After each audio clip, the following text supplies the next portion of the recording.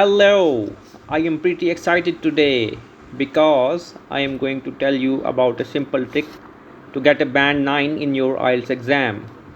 So, the question is, how is it possible? Guess the thing that pop up in your mind. And for this, you have to think outside of the box. Is this possible by speaking fluently? Or you have to listen actively? Some people might be thinking that it's definitely fast reading. Some people will say that it's all about expert writing. But the answer to all is a big no.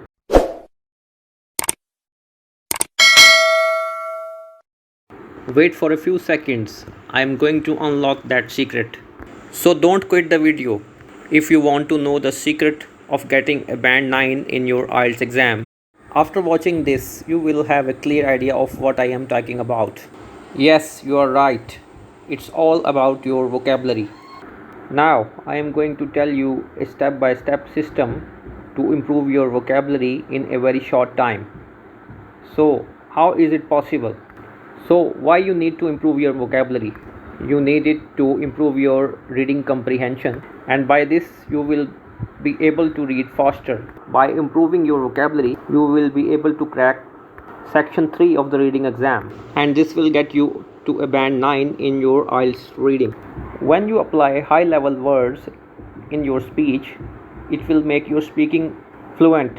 Thirdly, by listening new words, you will not only be able to improve your listening, but you will also see a significant improvement in your speaking. Lastly, for your writing, you need to produce C1 and C2 level words in your writing, which is not possible without the improvement of the vocabulary. Now I am going to tell you a step-by-step process to improve your vocabulary. Number one step is input. Input means you have to improve your receptive skills by reading and listening to irrelevant media. And while reading, you have to note down the words which you are not understanding. For reading, you have to read one paragraph and underline the words on a daily basis. And for listening, you have to listen actively and note down the words while listening. You can listen to the BBC radio, different kind of podcasts on Stitcher, or you can also listen different TED Talks while reading their transcript.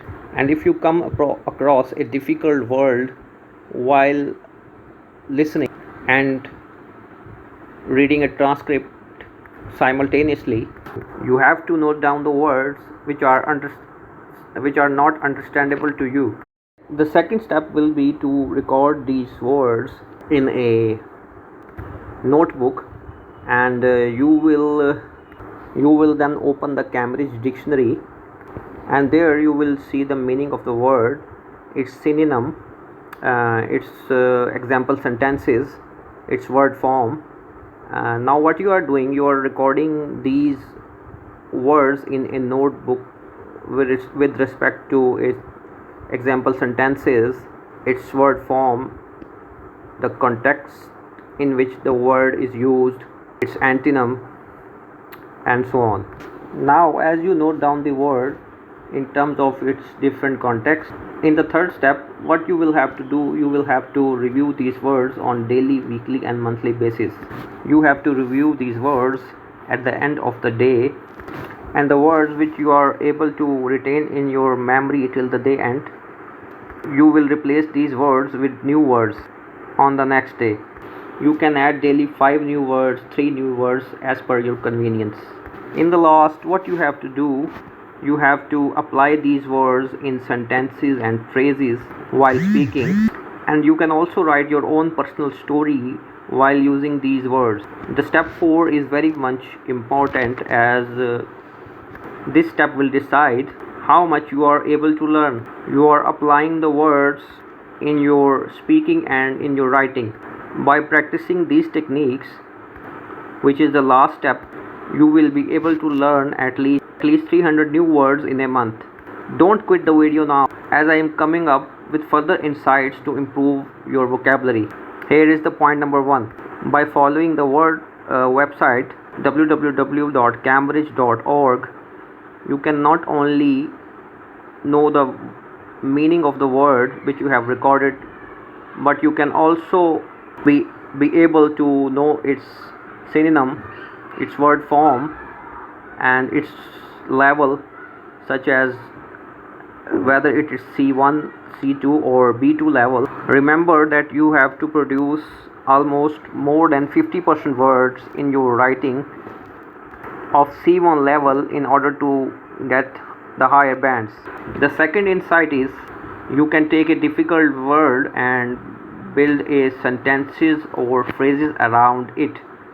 For this purpose, you can use a well-known app known as Anki, in which you can make flashcards to remember the use of the new words in your sentences and phrases.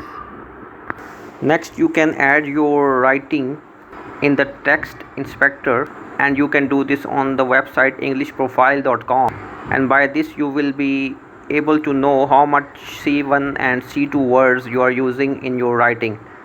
This will help you to evaluate your writing in terms of vocabulary you are using in it. You can also use thesaurus.com to know all the things which I have talked before. But the point I am going to make here is that in your writing you have to use synonyms which are relevant to your writing question, because not every word is relevant which you are using as a synonym.